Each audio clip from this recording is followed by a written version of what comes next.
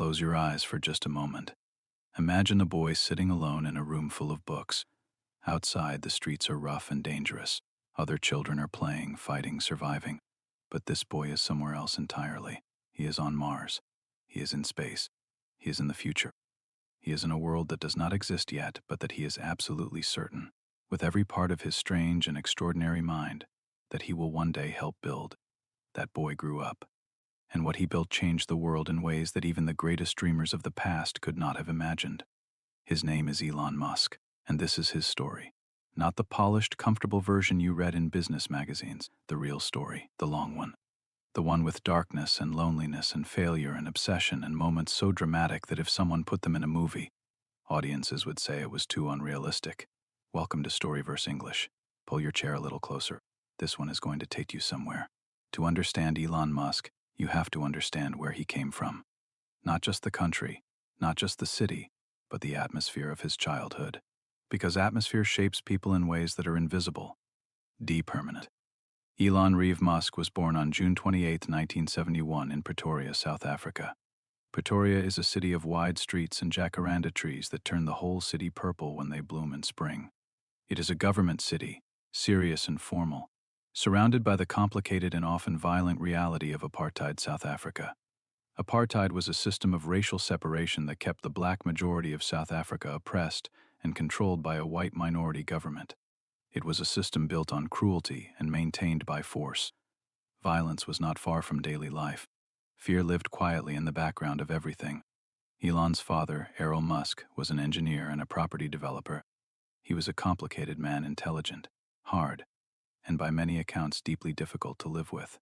Elon has spoken about his father in interviews over the years, and the picture he paints is not a warm one. He has described Errol as a man capable of great cruelty, a man whose presence in a room changed the atmosphere in ways that were not comfortable. The details of what Elon experienced at home are not fully public, and they are not ours to speculate about beyond what Elon himself has shared. But what is CL? Is this. His childhood home was not a safe and nurturing place. It was a place where a sensitive, unusual child had to find his own way to survive. His mother, Mae Musk, was a different kind of person entirely. She was a model and a dietitian, strong and independent and determined. She worked multiple jobs at times to support the family. She was the kind of woman who did not wait for the world to give her things. She went and got them. Elon absorbed something from watching her, the same thing he would absorb from his mother's example that Rockefeller absorbed from his, and that Tesla absorbed from his. The understanding that effort and will are real forces in the world, that they push back against circumstance, that they can change outcomes. But Elon's childhood was marked by something that went beyond difficult family dynamics. It was marked by an almost complete isolation from other children. He was not like the other boys at his school. He was not athletic. He was not socially smooth. He did not say the right things at the right times. He did not understand the unwritten rules of playground politics. He was, by his own description, deeply strange. He thought about things other than who children did not think about. He asked questions that made adults uncomfortable. He disappeared into books for hours and days and weeks at a time. He read everything: science fiction, history, philosophy, encyclopedias. He read the entire Encyclopedia Britannica before he was 9 years old. He did not read it because someone told him to. He read it because the information was there and he wanted it. All of it. He wanted to understand how everything worked. Not just one thing, everything. The universe, the planets, the engines, the chemicals, the codes, the systems. He wanted the whole picture, and he had a mind that could actually hold large pieces of it. At school, this made him a target. The other boys found him strange, and in the way that children sometimes respond to strangeness, they were cruel. Elon was bullied. Not gently, not occasionally, but severely and consistently. There was one incident that he has mentioned in interviews that was particularly bad. A group of boys beat him so badly that he ended up in the hospital. He was about 12 years old. The physical injuries healed. But the experience of being the outsider, the strange one, the one who did not fit, left a mark that shaped who he became in ways he probably did not fully understand until much later. But here is the thing about certain kinds of loneliness. When the outside world is closed, the inner world expands. And Elon's inner world expanded into something vast and strange and ultimately magnificent. By the time he was 12 years old, he had taught himself to code. Not from a class, not from a teacher, but from a manual. He bought a computer, a Commodore Voici 20, and he read the instruction book, and he figured it out. He wrote a small video game called Blastar. It was a simple space shooting game. He sold it to a computer magazine for $500. He was 12 years old. $500 from a game he built himself at 12. The number matters less than what it represented. It was proof. Proof that the things happening inside his mind had value in the real world, that the bridge between imagination and reality was crossable, that a boy sitting alone in a room with a computer and a manual could make something that other people would pay for. This early proof planted a seed that would grow, slowly and stubbornly, through everything that came after. Elon's parents, divorced when he was around 9 years old. The separation of his parents created a division in the family, and Elon made the decision, which he has described as extremely difficult, to go and live with his father. It was not a decision made from love. It was made, he has said, from a feeling of sympathy, a sense that his father would be too lonely otherwise. It turned out to be a decision he regretted. The years with his father were hard. But Elon survived them, as he would survive many hard things, by retreating into his mind, his books, and his growing certainty that his life was going to be about something enormous. By the time he was a teenager, a new obsession had begun to take shape alongside the computers and the books: space, the universe. The question of what existed beyond the thin shell of atmosphere surrounding the planet. Elon became fascinated with science fiction, particularly with writers like Isaac Asimov, whose Foundation series painted a picture of humanity spread across a galaxy, civilizations rising and falling across thousands of years. These stories did not feel like entertainment to Elon. They felt like possibilities, like blueprints, like descriptions of a future that could actually happen if someone decided to make it happen. And somewhere in the back of his mind, behind the social anxiety and the school bruises, and the loneliness of a boy who did not fit anywhere, a question was forming. Not a small question, not a practical question. A question so large that most people would never dare to ask it, let alone try to answer it. The question was this: what does humanity need to do to survive not just for decades but for thousands of years? What would it take for the human story to continue long after the Earth itself became unable to support it? What would it take, in short, to make human beings a multi-planetary species? Most people, hearing a teenager ask this question, would smile politely and change the subject. But Elon Musk was not asking it as an interesting thought experiment. He was asking it as a practical problem, a problem that needed a solution, a problem that he was, quietly and with growing certainty, beginning to believe he might be the person to solve. He was 17 years old when he left South Africa. He did not leave with a plan fully formed. He left with an instinct, an understanding that the world he wanted to build was not going to be built from Pretoria. He needed to go where things were happening, where the technology was, where the people who thought the way he thought were. He moved first to Canada, where his mother had family, and then, after a period of working odd jobs and attending university in Ontario, he transferred to the University of Pennsylvania in the United States, where he studied economics and physics. He was moving, always orienting himself towards something larger, something he could not yet fully name but could feel pulling him forward like gravity. He graduated, and then in the mid-1990s he moved to California, to Silicon Valley, to the place where, at that particular moment in history, the future was being built one line of code at a time. He arrived just as the internet was beginning to change from a curiosity into a revolution. And Elon Musk, who had been preparing for this moment since he was a 12-year-old boy selling a video game to a magazine, was ready. More ready than almost anyone around him could see. The boy from Pretoria, the strange one, the lonely one, the one who read encyclopedias for fun and got beaten up at school and spent his evenings dreaming about Mars, was about to begin. And what a beginning it would be. California in the mid-1990s was electric.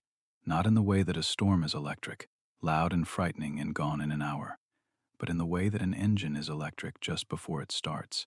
A deep, humming, building kind of energy. Something was coming. Everyone in Silicon Valley could feel it. The internet was no longer just a tool for universities and government agencies. It was opening up. It was becoming available to ordinary people. And ordinary people, it turned out, wanted to use it for everything: to communicate, to shop, to find information, to connect with other human beings across distances that had previously made connection impossible. The world was about to change in a way it had not changed since the invention of the printing press. And Elon Musk arrived in the middle of it all with 28 years of compressed hunger and a mind that had been preparing for exactly this moment without knowing it. His first company was called Zip2. It was a modest idea by the standards of what would come later. Zip2 provided online maps and business directories to newspapers. It helped newspapers put their content online in a way that was useful and navigable. Today this sounds simple, almost obvious. But in 1995, online maps were not simple. The technology was new. The infrastructure was rough. Building something that actually worked required enormous amounts of coding and problem solving and the willingness to sit in front of a screen for 20 hours at a time until the thing did what you needed it to do. Elon was willing. More than willing. He and his brother Kimball, who had joined him in California, worked out of a small office that also served as their living space. They slept on the floor. They showered at the local YMCA. They ate cheap food. They spent almost every waking hour working. This was not suffering to Elon. This was the natural state of a person who had something to build. He had always been able to disappear into a problem completely. The discomfort of the physical surroundings barely registered. What registered was the code, the system, the challenge of making something work. Zip2 grew. Newspapers began paying for the service. The company attracted attention from investors. And in 1999, a large technology company called Compaq acquired Zip2 for over $800 million. Elon's share of that sale was approximately $22 million. He was 27 years old. He had arrived in America with almost nothing. Now he had $22 million. Most people in that position would have stopped, would have bought a beautiful house and a fast car and taken a long rest. Most people would have decided that they had already succeeded far beyond anything they had imagined. Most people are not Elon Musk.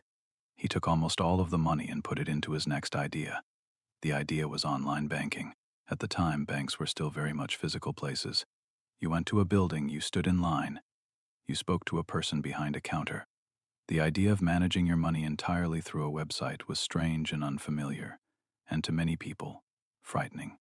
Elon did not find it frightening. He found it logical. Why should money require buildings and queues and business hours? Money was information. And information could move through the internet instantly, at any time from anywhere. He started a company called X.com. The domain name was deliberately bold, a single letter followed by a dot. Short, clean, memorable, and slight. Lie mysterious. X.com allowed people to send money to each other through email. It was one of the first companies to do this at scale. It was, in its basic form, an early version of what would eventually become a completely normal part of everyday life. But in 1999, it was radical. Around the same time, another company was working on a similar idea. That company was called Confinity, and it had been founded by a group of engineers that included a man named Peter Thiel. Confinity had a product called PayPal. X.com and PayPal were competitors. But competing in the same space was expensive and inefficient, and eventually the two companies merged. The resulting company kept the PayPal name, and for a period Elon Musk served as its chief executive. Then, in a move that was complicated and painful, and that Elon has spoken about with some bitterness over the years, he was removed from that position by the board while he was on a flight to Australia. He landed to find that he no longer ran the company he had helped build. It was a bruising experience, but he still held shares. And in 2002, when eBay acquired PayPal for $1.5 billion, Elon's share of the sale was approximately $180 million. He was 30 years old. He had made, lost, and made again. He had been pushed out of his own company. He had been humiliated in a way that would have made many people retreat into safety. And he responded by doing something that made everyone around him question his sanity. He decided to build a rocket, not as a hobby, not as a side project, as the main thing, as the purpose. He had no engineering degree in rocketry. He had no connections inside the space industry. What he had was the question that had been living inside him since he was a teenager reading Isaac Asimov in his room in Pretoria. The question about humanity and survival and the future of the species.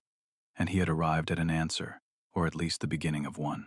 The answer was that humanity needed to become a multi-planetary civilization, that keeping all of human existence on a single planet was, in the long run, an unacceptable risk, that if something catastrophic happened to Earth, an asteroid, a disease, a war, a climate collapse, Everything humanity had ever built and known and created would be gone forever, unless some of us were somewhere else. The obvious somewhere else was Mars, and the obvious obstacle was the cost of getting there.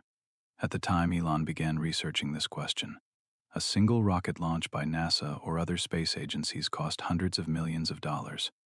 The expense was so enormous that space travel remained the exclusive territory of governments with massive budgets. Private individuals and private companies simply could not participate. The cost was the wall. And Elon, who had spent his life looking at walls and asking why they existed, and whether they needed to, began to examine this particular wall very carefully. He flew to Russia. He wanted to buy decommissioned intercontinental ballistic missiles that could be repurposed as rockets. He met with Russian engineers and officials. The meetings did not go well. The Russians were not interested in selling to this young American who kept asking inconvenient questions and clearly did not understand his place in the hierarchy of the space world. He was laughed at. He was dismissed. He flew home on a long flight across the Atlantic, and somewhere over the ocean, staring at a spreadsheet on his laptop, he made a calculation that changed everything. He realized that the raw materials needed to build a rocket, the aluminum and steel and fuel and electronics, cost only a small fraction of what aerospace companies were actually charging for their rockets. The price of space travel was not determined by the cost of the materials. It was determined by the inefficiency of the industry, by the lack of competition, by the assumption that rockets were disposable, used once and thrown away. What if, Elon asked himself, you could build a rocket for a fraction of the current price? And what if, more radically, you could build a rocket that did not get thrown away? A rocket that came back, that landed, that could be used again the way an airplane is used again, flight after flight after flight. He landed in America with a plan. In 2002, he founded a company called Space Exploration Technologies. The world would come to know it as SpaceX. He invested $100 million of his own money into it. He hired engineers. He rented a small factory in California. He began the long, painful, technically brutal process of building a rocket from scratch. The people inside the established space industry watched and mostly laughed. The idea that a young internet millionaire with no aerospace background was going to build rockets that could compete with NASA and Lockheed Martin and Boeing was to them simply absurd. Space was hard. Space was dangerous. Space required decades of accumulated expertise and billions of dollars of government funding. You did not just decide to build rockets because you had made some money selling software. It did not work that way.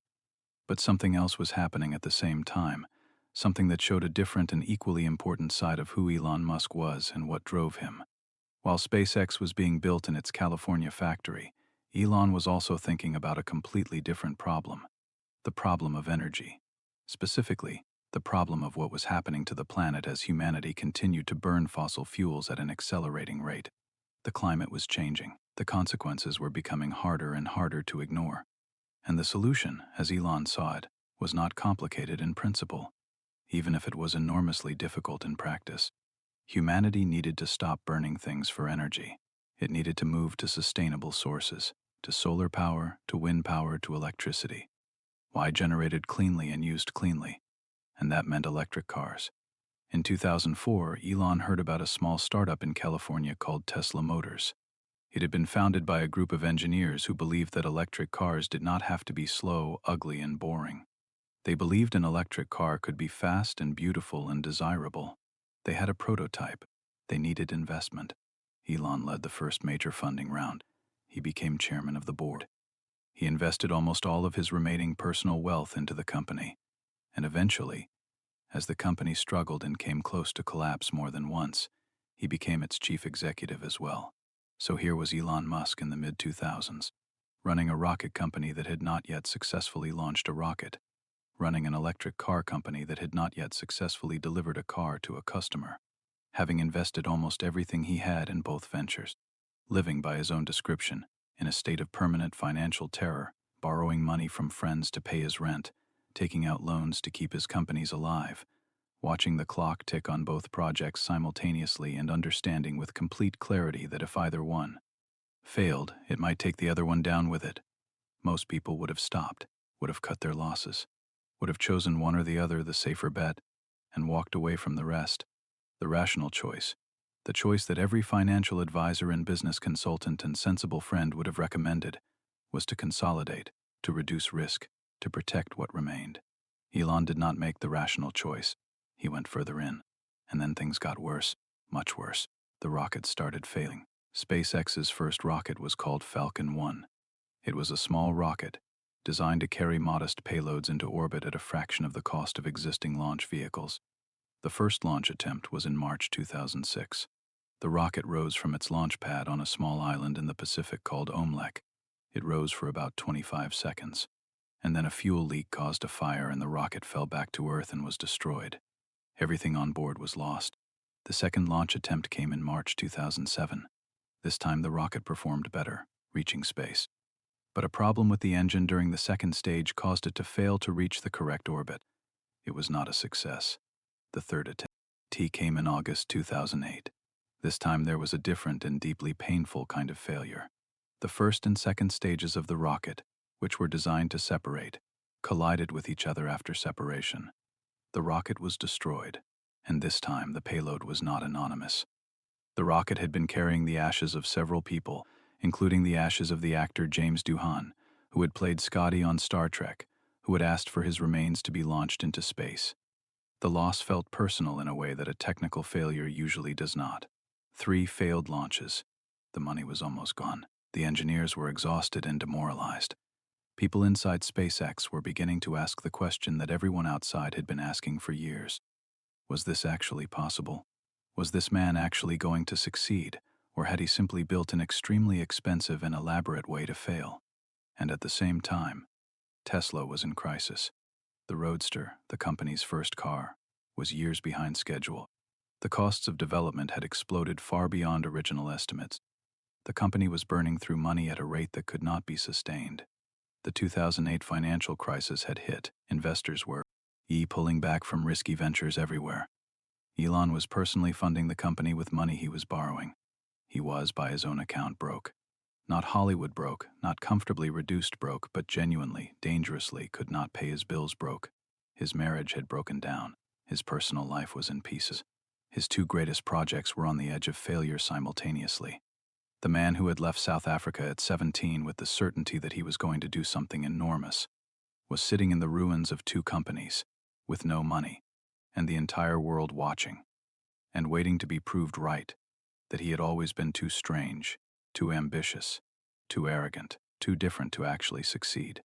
And then came the 4th launch. On September 28, 2008, Falcon 1 lifted off from Omelek Island for the 4th time. The team at SpaceX had worked without rest for weeks to prepare for this attempt. Everyone understood what was at stake. There was no more money for a 5th launch. If this one failed, SpaceX was finished. The money that was keeping Tesla alive would also disappear. It was everything, riding on one rocket, on one day, on the calculator. Ions in the work and the will of a few hundred exhausted engineers and one man who refused, against all evidence and all logic, to stop believing. The rocket rose. The first stage performed correctly. The separation happened cleanly. The second stage engine ignited. The rocket kept climbing. It kept going. And then, several minutes later, it reached orbit. For the first time in history, a privately funded liquid-fueled rocket had reached Earth orbit. The team in the control room erupted. People were crying, hugging each other, shouting. Years of work and failure and terror and stubbornness had come to this single moment of a small rocket crossing the boundary between the atmosphere and space. Elon Musk stood in front of his team and he could not speak for a moment. When he finally found words, he said something that was both deeply personal and deeply revealing. He said he had believed in this. He said he had never stopped believing in this. And you could hear in his voice not the confidence of a man who had always known he would win, but the relief of a man who had been genuinely afraid he might not. The launch saved SpaceX. NASA, which had been watching closely, awarded the company a contract worth $1.6 billion to resupply the International Space Station. The money came in time to save Tesla as well. Both companies survived. Both companies would go on to do things that, in 2008, seemed like science fiction. But the story was far from over, because Elon Musk, as the world was beginning to understand, did not stop when things started working. He accelerated. There is a moment in the life of certain extraordinary people when the world stops doubting them. Not because they ask for it, not because they demand respect or recognition, but because what they have built becomes impossible to ignore. For Elon Musk, that moment did not arrive all at once. It came in pieces, like light coming through a window that is being opened slowly, 1 inch at a time. First a crack, then a little more, and then suddenly the whole room is bright. But even in that brightness, even in the years of extraordinary success that followed the fourth Falcon 1 launch, Elon Musk remained one of the most complicated and controversial figures the world had ever seen. Because he was not just building companies, he was trying to change the direction of human civilization. That is never a quiet or comfortable thing to do. Tesla emerged from the crisis of 2008 changed but alive. The company had survived by the narrowest possible margin, and everyone inside it knew it. The experience had stripped away any remaining illusions about how easy this was going to be. Building an electric car company was not just a technical challenge, it was a war against the existing automobile industry, which had spent a century perfecting its machines and its supply chains and its relationships with governments and consumers. A war against the oil industry, which had an enormous financial interest in keeping the world dependent on fossil fuels. A war against the simple human preference for the familiar, the comfortable, the known. But Tesla had something that most car companies did not have. It had a product that people wanted not because they were supposed to want it, but because they actually desired it. The Tesla Roadster, which finally reached customers in 2008, was not the sensible, slightly dull electric vehicle that people had imagined when they thought about clean energy cars. It was fast, genuinely shockingly fast. It could go from 0 to 60 miles per hour in under 4 seconds. It was sleek and beautiful. It felt like the future in a way that made people who drove it not want to give it back. For the first time, an electric car was not a compromise. It was an upgrade. And then came the Model S, released in 2012. The Model S was a full-sized luxury sedan that ran entirely on electricity and went further faster and more comfortably than almost anyone had believed an electric car could go. It won awards. It won races. It won the hearts of people who had never thought they would consider an electric car. Consumer Reports gave it one of the highest scores they had ever given any vehicle in any category. Motor Trend named it Car of the Year. The car press, which had spent years being politely skeptical about Tesla, suddenly could not find enough positive things to say. The stock market noticed. Tesla's share price began to climb. Then it climbed faster. Then it climbed in ways that made traditional financial analysts shake their heads and reach for their calculators because the numbers did not make sense by any conventional measure. Tesla was being valued not as a car company but as something else, something harder to define. The technology company, some said. Energy company, others argued. A movement, said the people who stayed up late on internet forums defending every decision Elon made with the passion of people defending something they believed in completely. Because that was the other thing about Tesla. It had fans. Not customers who happened to like their cars. Fans. People who felt a personal connection to what the company represented. Who believed that buying a Tesla was not just a purchasing decision but a statement.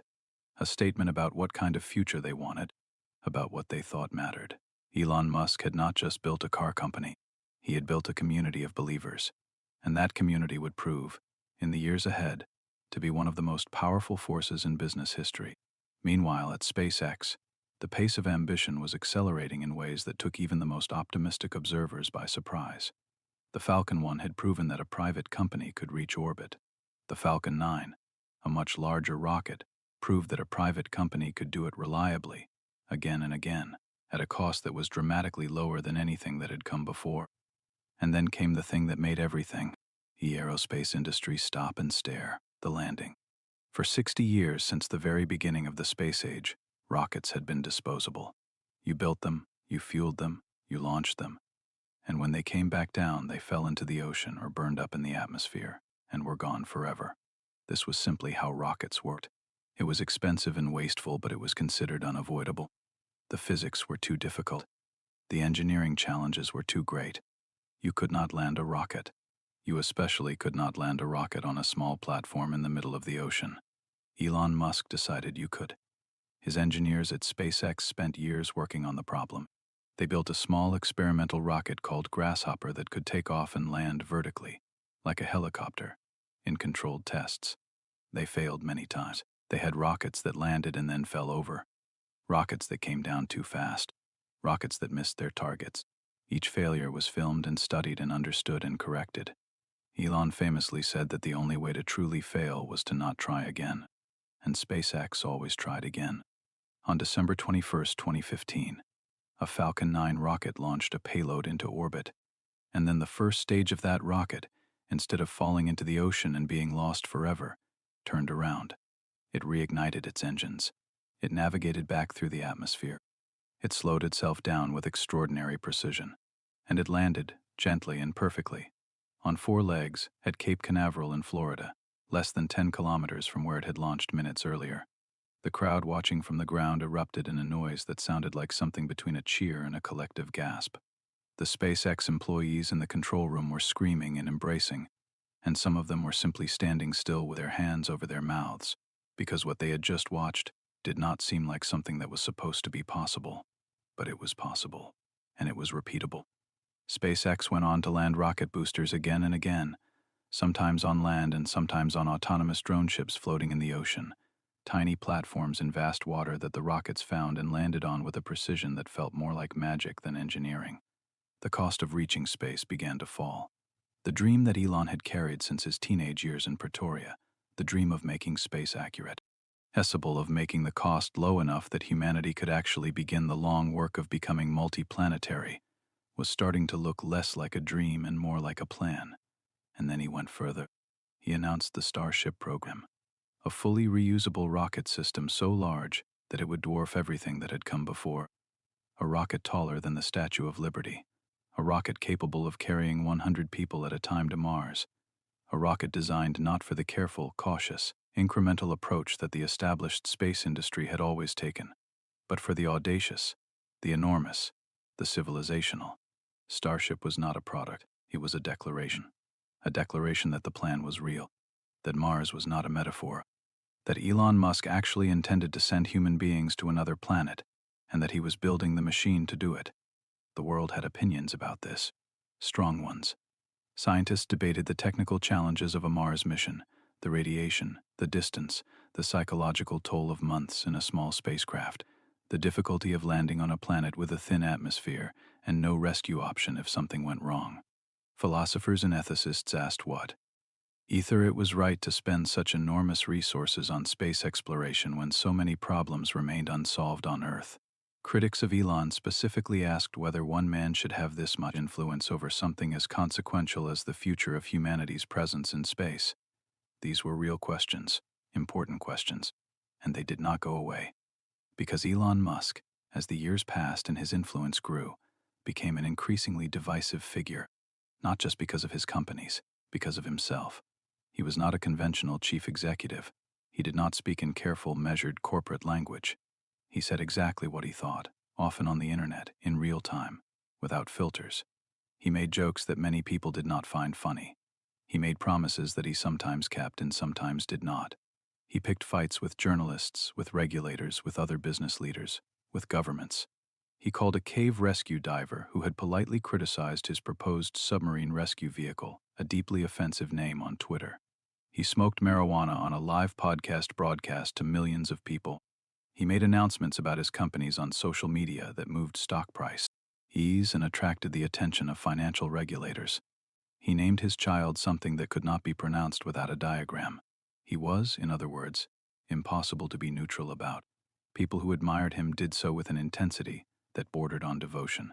People who criticized him did so with an anger that sometimes bordered on obsession. He seemed, at times, to enjoy both reactions equally, as if the controversy itself was interesting to him, as if he had spent so many years being the strange one, the outsider, the boy who did not fit, that being widely misunderstood felt familiar and even comfortable. Then came the move that surprised everyone more than anything SpaceX or Tesla had ever done.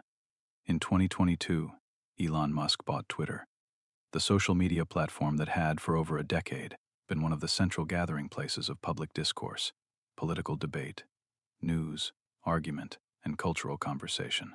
He bought it for $44 billion. He fired most of its staff within weeks. He changed its name to X. He reinstated accounts that had been banned. He changed the verification system. He restructured the platform's approach to content moderation in ways that generate immediate and intense controversy. The reactions were extreme in both directions. Some people celebrated the changes as a restoration of free speech, a dismantling of what they saw as ideological bias in how the platform had previously been run. Others were horrified, arguing that the changes had made the platform more hospitable to harassment and misinformation and dangerous content.